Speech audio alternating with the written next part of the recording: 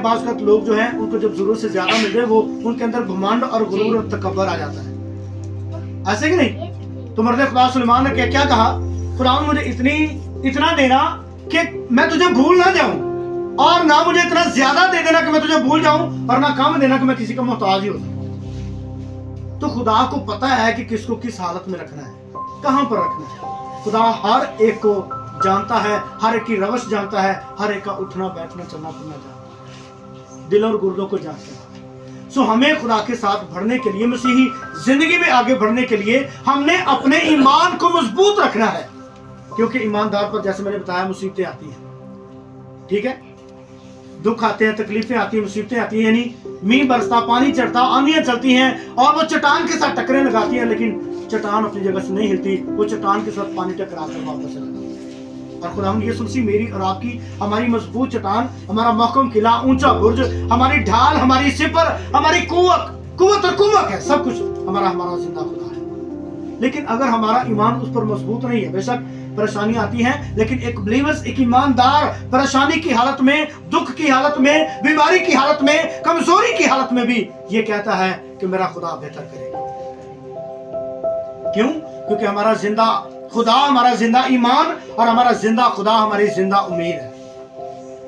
तो हमने अपने ईमान को मजबूत रखना है, मुतहरक रखना है।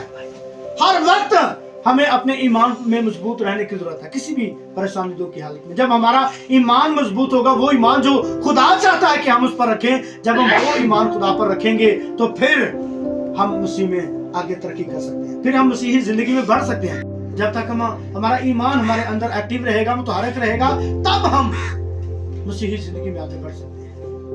और खुदा का बंदा क्या कहता है, जो हमने आज पढ़ी लिखा है, क्योंकि हम ईमान पर चलते हैं, ना कि आंखों देखे पर।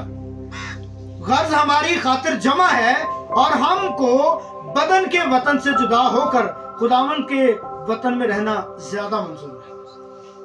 ये जो जिस वतन में हम रह रहे हैं, ये बदन का वतन, ऐसा ही है ना?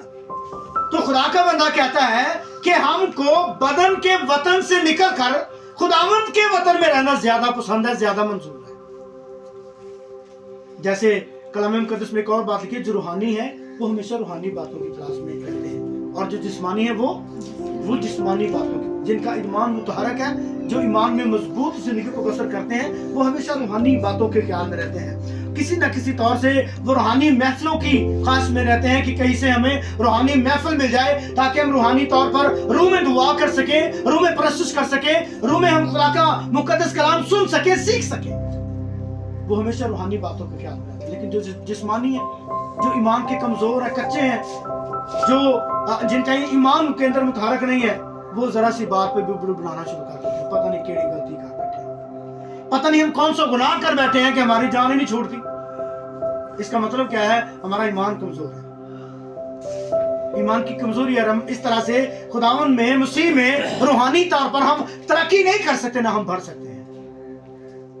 दूसरी बात, पहली बात, हमें अपने ईमान को मजबूत और मुतहरक करने की जरूरत है। लिखा है, अगर तुम मुझ में कायम रहो, मेरी बातें तुम में कायम रहे, जो चाहो मांगो तुम्हारे लिए हो जाएगा।